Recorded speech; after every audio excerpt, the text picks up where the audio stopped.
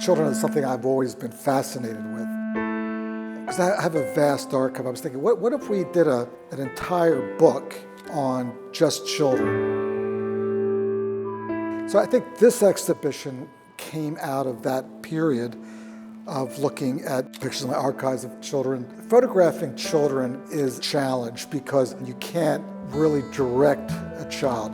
You have to work at their time schedule, at their pace, and you have to be understand that you don't get a second chance with a child.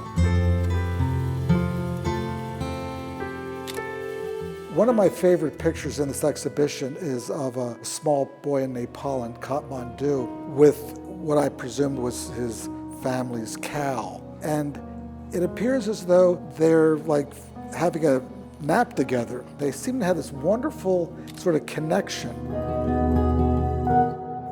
One of the things which I find really fascinating is that children's behavior, how children are, is very similar despite one person living in the city in Europe or in the remote part of Russia or China or South America.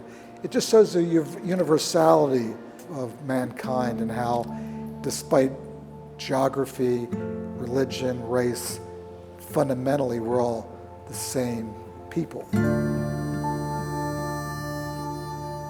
There was one particular instance in Beirut, Lebanon, where the fighting had already stopped, but the guns and the ammunition, the bullets were still lying around. But the children wanted to play on whatever they could, an old car, a gun, a tank.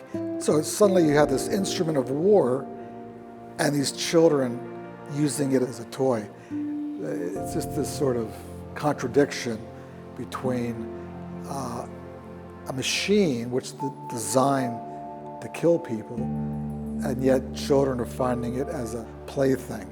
So I love that kind of juxtaposition and paradox.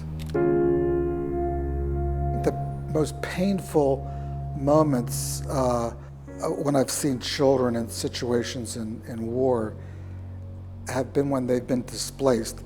One day they're at their home playing with their friends.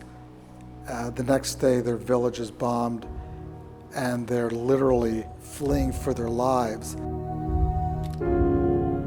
So I was walking through a refugee camp one morning in Pakistan, and I heard voices coming from a school, a girls' school. And I noticed when I came into the school, there was this one girl with this incredible look, and I knew immediately that this was the picture that I wanted to make. I think the power of the picture is partly in her expression and her direct look into the camera, which to me it shows a sense of dignity, a sense of fortitude.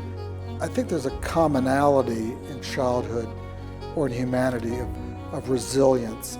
And even though you're faced with extreme adverse circumstances, you find some place in yourself to move forward and to not give up.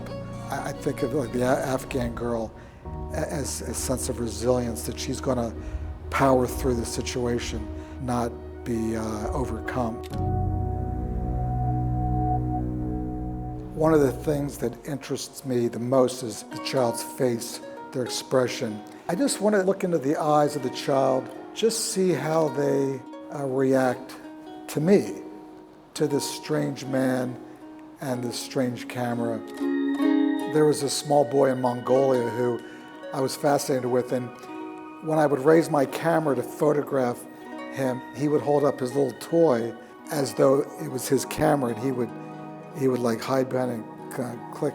It was this little game we were playing. He was imitating, he was pretending that his toy was a camera. So it was a very fun little moment that we had. When I travel, for me, the way I can get into the culture, understand a place, learn about a village, a region, or a city, is by interacting with people on the street, just strangers. And often those strangers happen to be children. In 1990, I was working on a book project in Italy. And one day I was wandering through Piazza Navona in Rome, and I saw this little girl with these beautiful red stockings eating a piece of pizza. And I was able to see her again in Rome, the same girl in the same place. It was a beautiful moment to see her as a child and then as an adult. I think photography, documentary photography, can show us how other people live in the world and introduce us to other cultures and other people. I think it can play a real role in showing that we're all kind of one family. I don't think photography can change the world, but it can help. I think it can help in significant ways.